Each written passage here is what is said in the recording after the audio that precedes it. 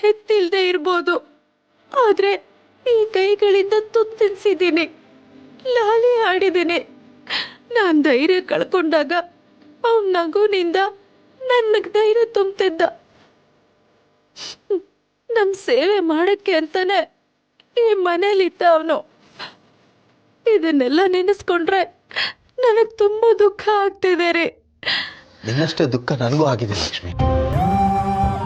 ಆದ್ರೆ ಹೆಣ್ಣಿನ ಕಣ್ಣೀರಿಗೆ ಬೆಲೆ ಇರೋಷ್ಟು ಗಂಡಿನ ಕಣ್ಣೀರಿಗೆ ಬೆಲೆ ಇಲ್ಲ ನೋಡು.